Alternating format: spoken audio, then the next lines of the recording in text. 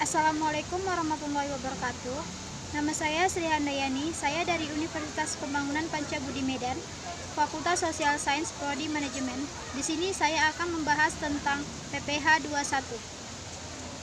Baiklah, saya akan menjelaskan tentang PPH 21. Apa itu PPH 21? PPH 21 adalah pajak pemotongan yang dikenakan atas penghasilan yang diterima oleh seorang wajib pajak orang pribadi dalam negeri atas pekerjaan, jasa, atau kegiatan yang dilakukannya. PPH 21 dipotong dari penghasilan yang diterima oleh seorang. Sementara di sisi lain, PPH 21 dipotong dari penghasilan yang diterima oleh suatu badan. Umumnya PPH 21 ini berkaitan dengan pajak yang digunakan pada sistem pengajian suatu perusahaan. Namun sebenarnya PPH 21 juga digunakan secara luas untuk berbagai kegiatan lainnya. Jenis-jenis penghasilan yang dikenakan PPH 21. Pertama, penghasilan bagi pegawai tetap, penghasilan bagi pegawai tidak tetap, penghasilan bagi bukan pegawai, penghasilan yang dikenakan PPH 21 final, penghasilan lainnya. Objek pajak PPH pasal 21. Yang pertama, penghasilan yang dipotong PPH pasal 21, yaitu penghasilan yang diterima atau diperoleh pegawai tetap baik berupa penghasilan yang bersifat teratur maupun tidak teratur. Seperti penghasilan yang diterima atau diperoleh penerima pensiun secara teratur berupa uang pensiun atau penghasilan sejenisnya. Penghasilan pegawai tidak tetap atau tenaga kerja lepas berupa upah harian, upah mingguan, upah satuan, upah borongan, atau upah yang dibayarkan secara bulanan. Penghasilan yang tidak dipotong PPH pasal 21, pembayaran manfaat atau santunan asuransi dari perusahaan asuransi sehubungan dengan asuransi kesehatan, kecelakaan, jiwa, dwiguna, dan asuransi beasiswa. Tarif PPH 21. Tarif PPH 21 yang dimuat pada PPH pasal 21 dibebankan kepada wajib pajak yang telah berpenghasilan. Namun sebelumnya, Anda harus mengetahui terlebih dahulu tentang kebesaran penghasilan kena pajak atau PKP. Yang pertama yaitu penghasilan kena pajak. Menurut Peraturan Direktorat Jenderal Pajak Nomor 32 PJ 2015, penghasilan kena pajak adalah pegawai tetap dan penerima pensiun berkala dikenakan PKP sebesar penghasilan neto dikurangi penghasilan tidak kena pajak atau PTKP terbaru.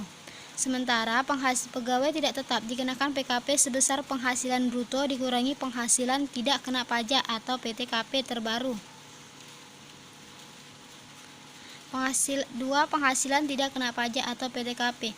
Penghasilan tidak kena pajak merupakan pendapatan yang tidak dikenai pajak penghasilan seperti yang termuat dalam PPH pasal 21. Rumus dan cara menghitung PPH 21. Perhitungan PPH 21 dilakukan dengan mengalihkan tarif pajak dengan dasar pengenaan pajak atau jumlah bruto dari penghasilan yang ditetapkan. Rumusnya PPH 21 sama dengan tarif pajak dikalikan penghasilan dikurang pengurang. Bagi pihak penerima penghasilan yang belum memiliki NPWP, perhitungan dilakukan dengan mengalihkan 120% dengan total pajak yang terutang. Rumusnya PPH 21 yang harus dibayar sama dengan 120% dikali PPH 21 terutang.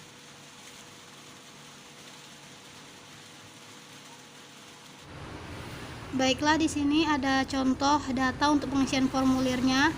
Yang pertama kita isi nomor, yang kedua masa perolehan penghasilan, baru NPWP pemotong, baru nama pemotong, contohnya PT Sinar Jaya Abadi, baru identitas penerima penghasilan, NPWP, NIK atau nomor paspor, nama, alamatnya, jenis kelamin, status jumlah tanggungan keluarga untuk PTKP, nama jabatan, karyawan asing. Ini tidak kode negara domisili tidak diisi karena warga negara Indonesia. Objek pajak. Selanjutnya masuk ke penghasilan bruto, gaji atau pensiun atau THT, CHT. Baru kedua tunjangan PPH, tunjangan lainnya, uang lembur dan sebagainya, honorarium dan imbalan lain sejenisnya, premi asuransi yang dibayarkan pemberi kerja, penerimaan dalam bentuk natura, dan kenikmatan lainnya yang dikenakan pemotongan PPh pasal 21, tantiem, bonus, gratifikasi, jasa, produksi, dan THR, jumlah penghasilan bruto.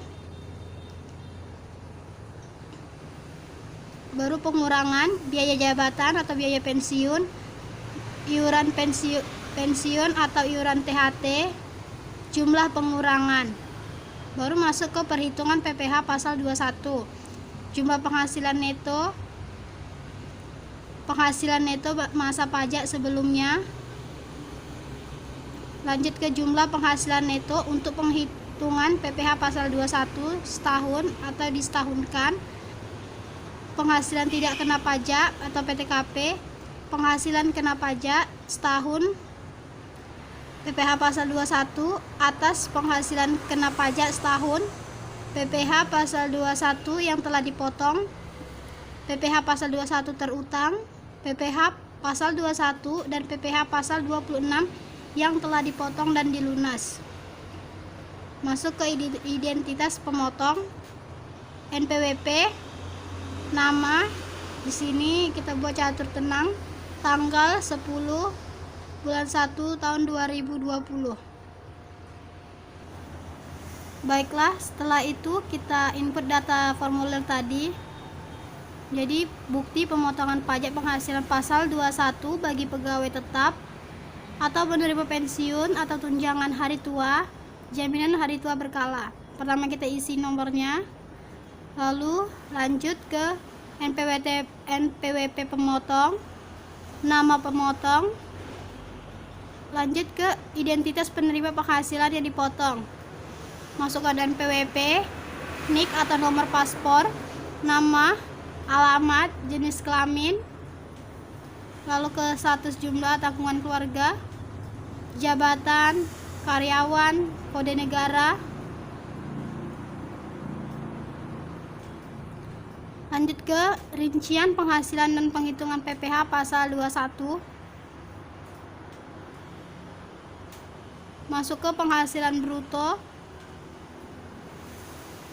Yang pertama gaji pensiun atau THT 60 juta, tunjangan PPh 2 juta, tunjangan lainnya 1.500.000, honor tidak ada, premi asuransi yang dibayarkan pemberi kerja 4 juta. Lanjut ke penerimaan dalam bentuk natura, tidak ada. Masuk ke tantiem bonus 5 juta, jumlah penghasilan bruto 72.500.000. Setelah itu masuk ke pengurangan biaya jabatan atau biaya pensiun 3.625.000. Masuk ke iuran pensiun atau iuran THT, tidak ada. Jumlah pengurangannya masukkan 3.625.000. Masuk ke perhitungan PPh 21, jumlah penghasilan neto 68.875.000. Masuk ke jumlah penghasilan neto 68.875.000.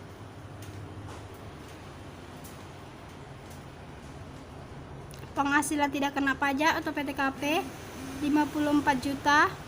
Penghasilan kena pajak setahun 14.875.000. PPh pasal 21 atas penghasilan kena pajak 743.750. PPh pasal 21 yang telah dipotong tidak ada. PPh pasal 21 terutang 743.750.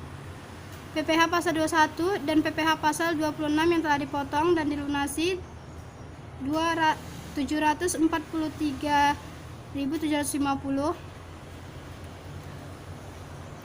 Masuk ke identitas pemotong, NPWP. Masukkan NPWP, nama, tanggal dan tanda tangan. Sekian presentasi saya tentang PPH 21. Jika ada kesalahan, saya mohon maaf. Terima kasih.